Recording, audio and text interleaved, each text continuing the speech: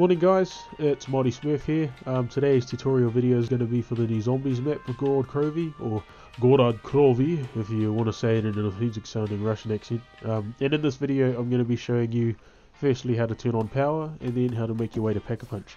So what you're going to want to do first is, once you've made enough money to open all the doors heading from the spawn area of the map, or what's known as Belinsky Square, through to the power room or the Dragon Command Center, don't worry, I'll upload videos on both learning the different areas of the map and on how I myself go about earning enough points to open the necessary doors to get to power. It's pretty simple really. So from spawn, you want to head through this first door. In solo, it costs 500 points, but in a game of 2 to 4 players, it, along with all other doors on the map, will cost an extra 250 points respectively.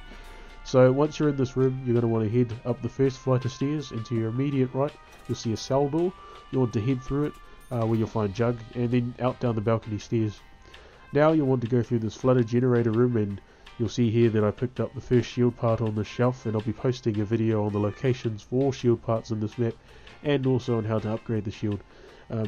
So you'll then go through this cage door and up the stairs into the barracks area, or what's known as the infirmary, and there you'll see a red/orange furniture barrier head at the bottom of the second flight of stairs. If you clear the barrier, you'll end up outside in an open area where you'll see the Dragon Command Center. If you head up these stairs and into the building, you'll find the power switch right in front of the main entrance door, and if you turn it on, you'll hear this. Power restored. Systems operational. Access. So once she initially boots up, you'll want to interact with the green light on the console below her that will fully activate her AI, and then you'll hear this. I am Strategic Operations Planning Heuristic Intelligence Analyzer. Sophia, you are not Dr. Maxis. Security codes are required for further interaction. Sophia, or the giant eyeball, is what I call her, is pretty much this artificial computer intelligence in charge of most things going on in this map, and like the Shadow Man in Shadows of Evil, she acts as this sort of puppet master for the steps of the main Gorod Krovi Easter egg. You're then required to find these security codes for further interaction with Sophia, and you can go about this by just killing zombies on the map. Like power-ups, zombies are going to drop code cylinders that are specific to 3 main areas of the map, one for the Dragon Command Center, one for the supply depot, and one for the tank station. So when you pick one of these cylinders up, and they're always going to drop in the same order, starting with Dragon Command, you want to make your way back to the Dragon Command Center where you turned on power, and if you head up the main flight of stairs, you'll find a computer console with blue lights above it. If you place a code cylinder in it, it'll activate a Groff module that'll fall somewhere on the map, and this is always a random drop, so what you'll need to do is run outside and look up for either the module falling from the sky or a green beacon light showing where on the map it's fallen. So for me, the pod landed right outside Dragon Command.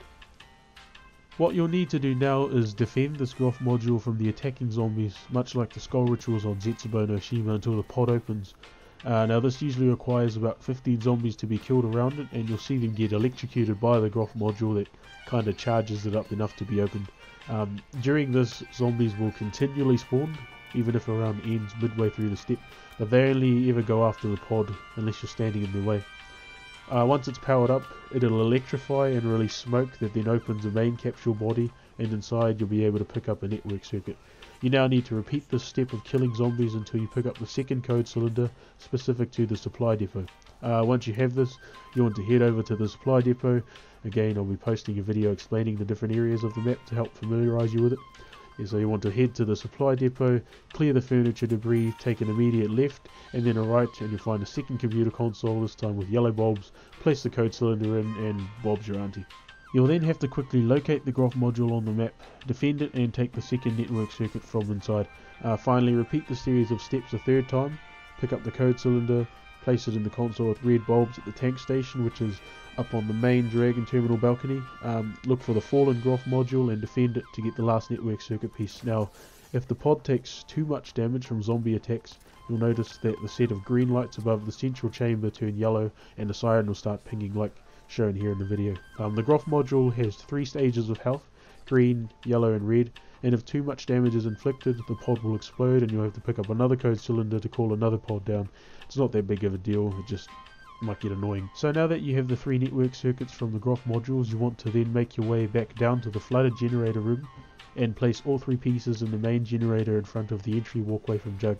This will activate the dragon terminals, and you can now ride the dragon to another area of the map where Pack-a-Punch is located. There are 3 dragon ride CRTs around the map, easily found near to or opposite the computer consoles that required the code cylinders earlier. The ride I'm calling is the one in Dragon Command.